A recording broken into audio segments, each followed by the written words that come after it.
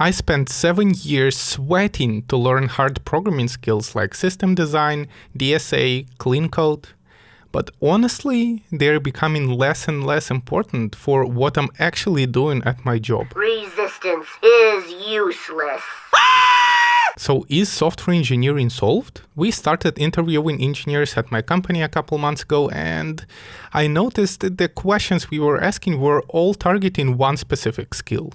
But no one had it. What are you people, idiots? Even though the job was supposed to get easier, it became harder to find people who actually have what it takes. So what is that skill and how do you actually build it?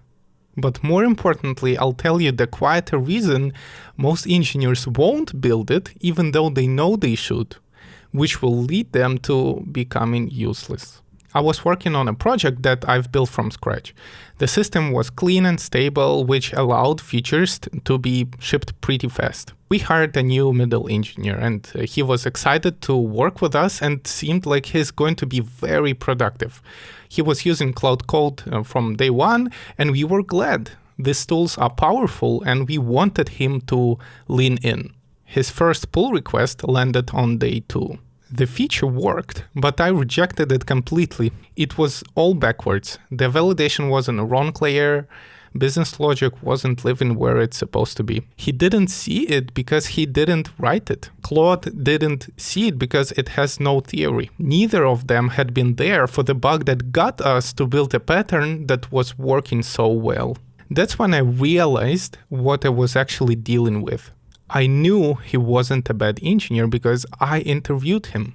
He was a fast engineer, confidently using a powerful tool exactly the way we told him to, but quietly eroding years of architecture faster than I could articulate why. In a couple of such PRs, he went from promising to annoying. What turned it around was him sitting down. He stopped opening pull requests and started reading the codebase like a foreign language he meant to become fluent in. He built on his own a theory of the product. Then he ran every AI suggestion through it before he ever opened a PR.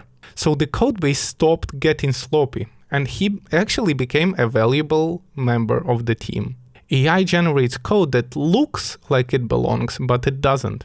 You can't tell the difference without a theory of what your codebase is actually trying to be. Most companies are now transitioning to writing code with AI, and timeline usually looks like this. We start with full mental model of a system that works. AI right here is great. It generates code fast and you still understand all of it.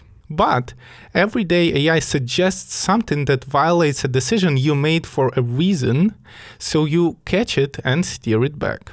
It genuinely makes you more productive. But the longer you do this, the more tempting it is to just let it run. You review code faster, you pay less attention, and the very clear theory you once had starts to fog.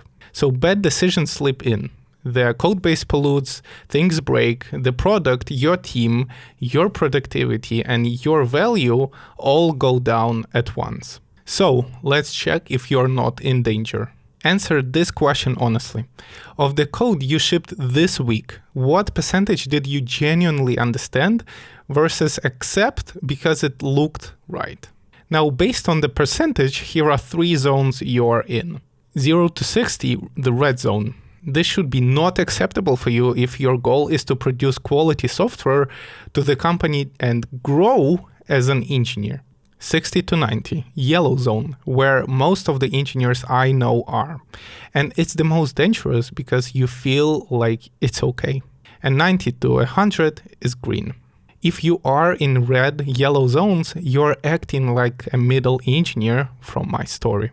If you want to actually build theory at a senior level and become impossible to replace, I've built a lab exactly for that. You will read the best programming books while completing challenges like code reviews, system designs, refactors, and get instant feedback with in-depth explanations so the knowledge sticks.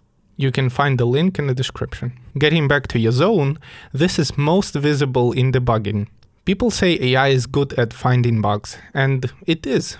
My usual workflow now is to get a bug report, launch Cloud Code with a debug comment, in parallel launch my mental models to scout for the location.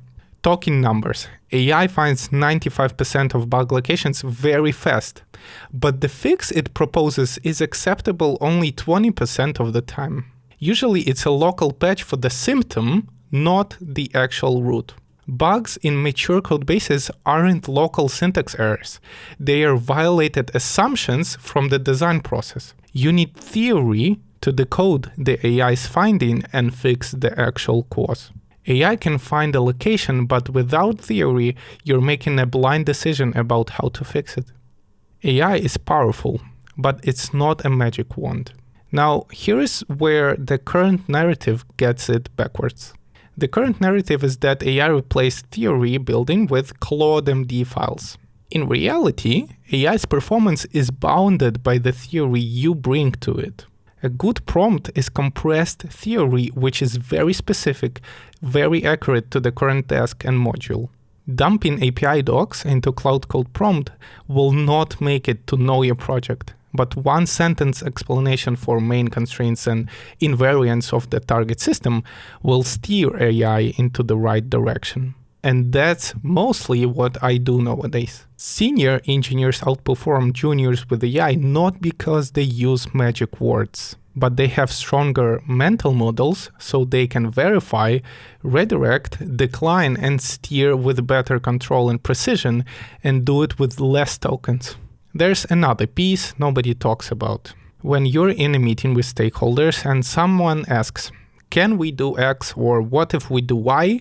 Your ability to answer immediately is what makes you visibly valuable to a business. If the only thing that knows your codebase is AI, nobody actually knows your codebase. You either built the theory or you didn't. And then there's the mistake I'd fire someone for. Juniors, middles, and even seniors using AI heavily are making it almost every day. They are transferring their responsibility for their messy code onto the reviewer.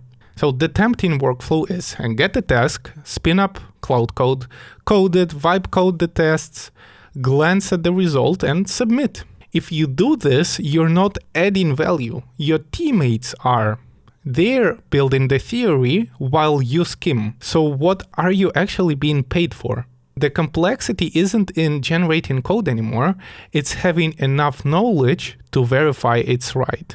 Mitchell Hashimoto, a maintainer of Ghosty Terminal, who is, by the way, very pro-AI, after getting to review a bad AI PR every week said, as a reviewer, I do not care what the AI said. AI output is noise. I want to see contributors thinking. What I want to see in a PR isn't 2 pages of AI-generated docs nobody reads. It's the theory a real engineer built while working on it.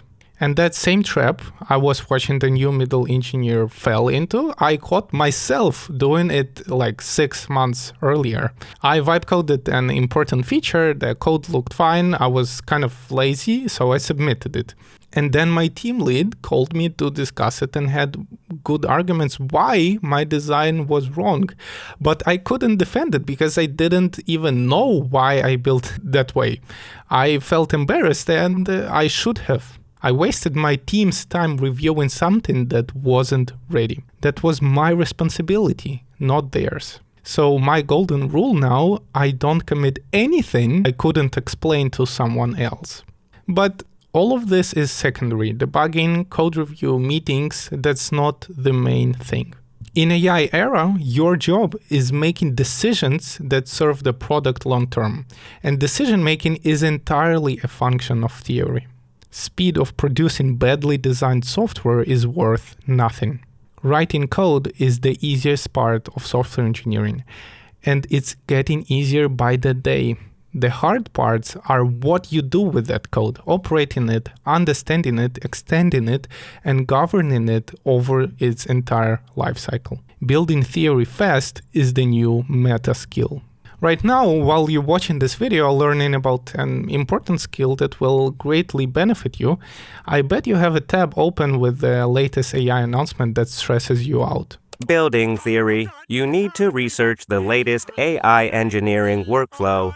With agents for all the roles in your company, you need to learn how to orchestrate 10 agents in parallel, or you stay behind. Maybe investing so much effort into something that is going to become obsolete with the next model release is stupid. But every time I need to do something hard to achieve a great result, someone is waving a shiny thing in front of me that is so easy to get, and I fall for it. Isn't building an evergreen skill better than chasing one shiny tool after another? It is. He's making money on my emotions while my foundation rots. So this time I'm doing what's better for my future. Now every time new model or tool drops, I take a look at it, evaluate how useful it will be, and go back to my actual work.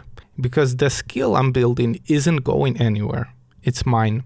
If you want to finally become a senior engineer, you don't have much time to waste. So I would strongly recommend watching this video next. Goodbye.